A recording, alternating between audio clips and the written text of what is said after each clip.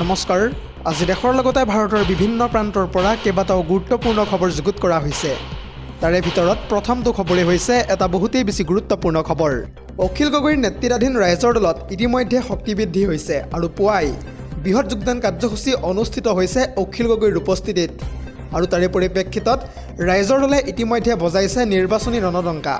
আৰু এই সন্দৰ্ভত বিতংভাৱে সবিশেষ তথ্য চাওঁ আহক। পুনৰ জনাইছোঁ, ইতিমধ্যে শক্তি বৃদ্ধি পালে অখিল গগৈৰ নেতৃত্বাধীন ৰাইজৰ দলৰ। সহস্ৰাধিক নেতাকৰ্মীৰ উপস্থিতিত ৰাইজৰ দলৰ নিৰ্বাচনী ৰণডংকা। ইতিমধ্যে ২৬ৰ নিৰ্বাচনলৈ কঁকালত টঙালি বান্ধিছে ৰাইজৰ দলে।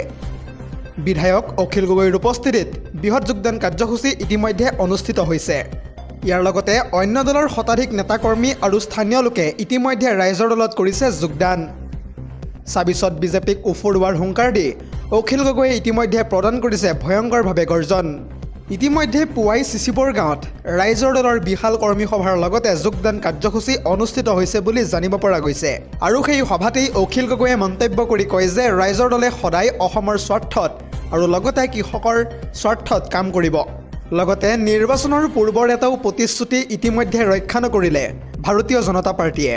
আৰু সেই যোগদান সভাতেই মুখ্যমন্ত্ৰী আৰু বিজেপিক তীব্ৰভাৱে সমালোচনা কৰিছে এতিয়া অখিল গগৈয়ে। অখিল গগৈয়ে এই সন্দৰ্ভত কয় যে হিমন্ত বিশ্ব শৰ্মাৰ যদিহে সাহস আছে তেন্তে মোৰ বিৰুদ্ধে নিৰ্বাচন খেলক।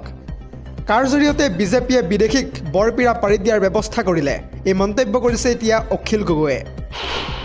পৰৱৰ্তী খবৰটো হৈছে আন এটা বহুতেই বেছি গুৰুত্বপূৰ্ণ খবৰ, কিয়নো নেপালক লৈ ইতিমধ্যে আমাৰ হাতত আহি পৰিছে এটা ব্ৰেকিং আপডেট। পুনৰ জ্বলি উঠিছে নেপাল আৰু সাম্প্ৰদায়িক মনোভাৱৰ বাবেই ভাঙি পেলোৱা হৈছে মছজিদ। আৰু এই সন্দৰ্ভত বিতংভাৱে সবিশেষ তথ্য চাওঁ আহক। পুনৰ জনাইছোঁ, আকৌ জ্বলিছে এতিয়া নেপাল। নেপালত এইবাৰ সাম্প্ৰদায়িক সংঘৰ্ষৰ সৃষ্টি হৈছে আৰু ইতিমধ্যে ভাঙি পেলোৱা হৈছে মছজিদ। আৰু তাৰ সমান্তৰালকৈ ইতিমধ্যে নেপালত জাৰি কৰা হৈছে সান্ধ্য আইন। ইয়াৰ উপৰিও চিল কৰি দিয়া হৈছে ভাৰত নেপাল সীমান্ত। পৰৱৰ্তী খবৰটো হৈছে আন এটা বহুতেই বেছি গুৰুত্বপূৰ্ণ খবৰ, কিয়নো ভোটাৰ তালিকাৰ পৰা ইতিমধ্যে কৰ্তন কৰা হৈছে সংখ্যালঘু লোকৰ নাম। আৰু এই বিস্ফোৰক মন্তব্য কৰিছে আমছুৰ সভাপতি ইমতিয়াজ হুছেইনে।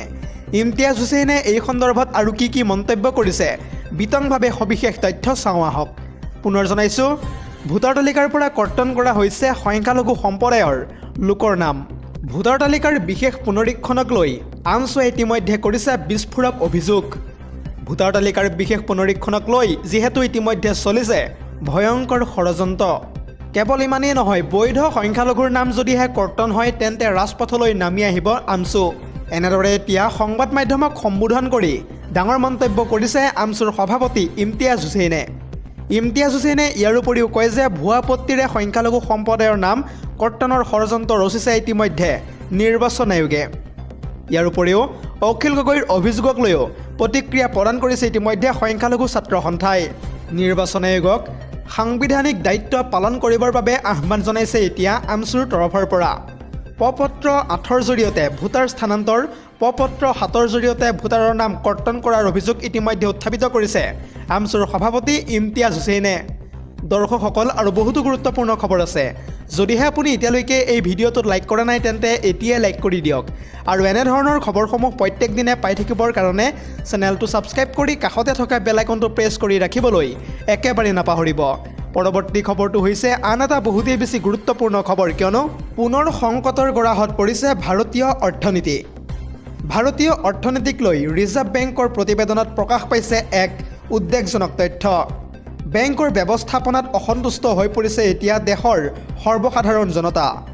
জমাৰ পৰিৱৰ্তে অভাৱনীয়ভাৱে বৃদ্ধি পাইছে এতিয়া বেংকসমূহৰ ঋণ প্ৰদানৰ কাম। যিহেতু ইতিমধ্যে গ্ৰাহকৰ জমাধন হ্ৰাসৰ বাবে ৰাষ্ট্ৰায়ত্ত বেংকসমূহেও লৈছে বজাৰৰ পৰা ঋণ।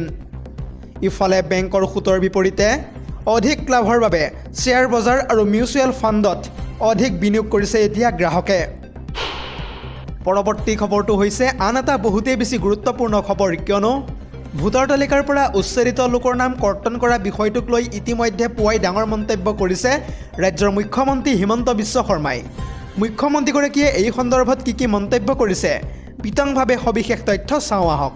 পুনৰ জনাইছোঁ, ভোটাৰ তালিকাৰ পৰা কৰ্তন কৰা হ'ব নেকি উচ্ছেদিতৰ নাম, লগতে কেনেকৈ ভোটাৰ লিষ্টত নাম অন্তৰ্ভুক্ত কৰিব উচ্ছেদিত জনতাই। উচ্ছেদিতৰ নাম কৰ্তন কৰা বিষয়টোক লৈ ইতিমধ্যে ডাঙৰ মন্তব্য কৰিছে মুখ্যমন্ত্ৰীগৰাকীয়ে। উচ্ছেদ হোৱা স্থানৰ ভোটাৰ তালিকাৰ পৰা কৰ্তন কৰা হ'ব উচ্ছেদিত লোকৰ নাম। এই মন্তব্য মুখ্যমন্ত্ৰী শৰ্মাৰ। য'ৰ পৰা আহিছে সেই স্থানৰ ভোটাৰ তালিকাত তেওঁলোকৰ নাম থাকিব। যি স্থানত ঘৰ নাই, লাইট নাই, পানী নাই, সেই সমষ্টিত তেওঁলোকৰ নাম কেতিয়াও নাথাকে। কোনোবাই যদি ধিং লাহৰীঘাট আদিৰ পৰা আহিছে, সেই স্থানত তেওঁলোকৰ নাম থাকিব। ঘৰ থাকিলেহে ভোটাৰ তালিকাত নাম থাকিব উচ্ছেদিতৰ। উৰিয়ামঘাটৰ পৰা যিহেতু ইতিমধ্যে 11,000 লোকৰ নাম কৰ্তন কৰা হৈছে। উচ্ছেদিতৰ নাম কৰ্তন কৰা বিষয়টোক লৈ এনেদৰে এতিয়া ডাঙৰ মন্তব্য কৰিছে মুখ্যমন্ত্ৰী হিমন্ত বিশ্ব শৰ্মাই। পৰৱৰ্তী খবৰটো হৈছে আন এটা বহুতেই বেছি গুৰুত্বপূৰ্ণ খবৰ, কিয়নো শীঘ্ৰেই BTCত নিযুক্তি দিয়া হ'ব চৰকাৰী গাঁওবুঢ়া। প্ৰায় 700গৰাকী গাঁওবুঢ়াক দিয়া হ'ব নিযুক্তি। আৰু এই ডাঙৰ মন্তব্য কৰিছে BTCৰ ভূমি আৰু ৰাজহ বিভাগৰ কাৰ্যবাহী সদস্য তথা লৌমচাও দৈমাৰীয়ে। এটা গুৰুত্বপূৰ্ণ খবৰ জনাই আছোঁ এই মুহূৰ্তত। BTCত প্ৰায় 700টা চৰকাৰী গাঁওবুঢ়াৰ পদ যিহেতু ইতিমধ্যে খালী হৈ আছে। উচ্চ ন্যায়ালয়ত চলি থকা গোচৰৰ বাবে স্তব্ধ হৈ আছিল গাঁওবুঢ়াৰ নিযুক্তি প্ৰক্ৰিয়া। আৰু এই গোচৰটোৰ নিষ্পত্তি হ'লেই BTCত 700গৰাকী চৰকাৰী গাঁওবুঢ়াক দিয়া হ'ব নিযুক্তি। আনহাতে গাঁওবুঢ়াসকলক মোবাইল ফোন দিয়াৰো ইতিমধ্যে চিন্তা চৰ্চা কৰিছে হাগ্ৰামা মহিলাৰীৰ চৰকাৰে। পৰৱৰ্তী খবৰটো হৈছে আন এটা বহুতেই বেছি গুৰুত্বপূৰ্ণ খবৰ, কিয়নো বিজেপিৰ কাম কাজত সন্তুষ্ট হৈ বীৰ লাচিত সেনাই ইতিমধ্যে যোগদান কৰিবলৈ উঠি পৰি লাগিছে ভাৰতীয় জনতা পাৰ্টিত। কেৱল ইমানেই নহয়, অন্য সংগঠনৰ সৈতে প্ৰায় 200গৰাকীয়ে একেলগে বিজেপিলৈ আহিছে যোগদান কৰিবলৈ। এটা গুৰুত্বপূৰ্ণ খবৰ জনাই আছোঁ যে ডি নিউজৰ সমূহ দৰ্শকক পুনৰ জনাইছোঁ। এইবাৰ বিজেপিলৈ আহিছে বীৰ লাচিত সেনাৰ নেতা। অন্য সংগঠনৰ সৈতে প্ৰায় 200জনে একেলগে আহিছে বিজেপিত যোগদান কৰিবলৈ। বিজেপিলৈ আহিছে বীৰ লাচিত সেনাৰ নেতাৰ লগতে অসমৰ কাৰ্বি আংলং জিলাৰ নেতাও। বীৰ লাচিত সেনাৰ দল ত্যাগ কৰি ইতিমধ্যে বিজেপিলৈ ঢাপলি মেলিছে সংগঠনটোৰ বহুতো সদস্যৰ লগতে নেতাও। মুখ্য সচিব প্ৰিয়ম দাসৰ লগতে বীৰ লাচিত সেনা দল ত্যাগ কৰিছে এতিয়া বহুতো সদস্যই। কেৱল ইমানেই নহয়, শীঘ্ৰেই বিজেপিত যোগদান কৰিব প্ৰিয়ম দাসসহ লাচিত সেনাৰ সদস্যসকলে। ইয়াৰ উপৰিও লাচিত সেনাৰ 200 শতাধিক সদস্যই যোগদান কৰিব বিজেপিত। বিজেপি চৰকাৰৰ প্ৰতি আকৰ্ষিত হৈ এই সিদ্ধান্ত ইতিমধ্যে গ্ৰহণ কৰিছে বীৰ লাচিত সেনাৰ নেতাৰ লগতে সদস্য কেইগৰাকীয়ে। আনহাতে কাৰ্বি আংলং স্বায়ত্তশাসিত পৰিষদৰ মুখ্য কাৰ্যবাহীৰ সৈতে ইতিমধ্যে কৰা হৈছে যোগাযোগো। পৰৱৰ্তী খবৰটো হৈছে আন এটা বহুতেই বেছি গুৰুত্বপূৰ্ণ খবৰ, কিয়নো পুৱাই মুখ্যমন্ত্ৰী ডক্টৰ হিমন্ত বিশ্ব শৰ্মাই বাবু আঁচনিৰ সন্দৰ্ভত কেইবাটাও গুৰুত্বপূৰ্ণ মন্তব্য কৰিছে। মুখ্যমন্ত্ৰীগৰাকীয়ে এই সন্দৰ্ভত কি মন্তব্য কৰিছে বিতংভাৱে সবিশেষ তথ্য চাওঁ আহক। পুনৰ জনাইছোঁ, ইতিমধ্যে আহি গ'ল মুখ্যমন্ত্ৰীৰ বাবু আঁচনিৰ প্ৰ-পত্ৰ। মুখ্যমন্ত্ৰীৰ নিযুত বাবু আঁচনিৰ প্ৰ-পত্ৰ ইতিমধ্যে যিহেতু মুকলি কৰা হৈছে, স্নাতক আৰু স্নাতকোত্তৰ পৰ্যায়ৰ শিক্ষাৰ্থীয়ে কৰিব পাৰিব ইয়াৰ বাবে আবেদন। স্নাতক পৰ্যায়ৰ প্ৰথম বৰ্ষৰ শিক্ষাৰ্থীয়ে মাহে লাভ কৰিব 1000কৈ টকা আৰু বছৰটোত 10 মাহলৈকে শিক্ষাৰ্থীসকলে লাভ কৰিব এই ধন। স্নাতকোত্তৰ প্ৰথম বৰ্ষৰ শিক্ষাৰ্থীয়ে মাহে লাভ কৰিব 2000কৈ টকা। বছৰি 4 লাখতকৈ কম উপাৰ্জন কৰা পৰিয়ালৰ ছাত্ৰইহে লাভ কৰিব এই বৃহৎ সুবিধা। ইয়াৰ উপৰিও বাণীকান্ত কাকতি বঁটা পোৱা শিক্ষাৰ্থীয়ে নাপাব এই আঁচনিৰ সুবিধা।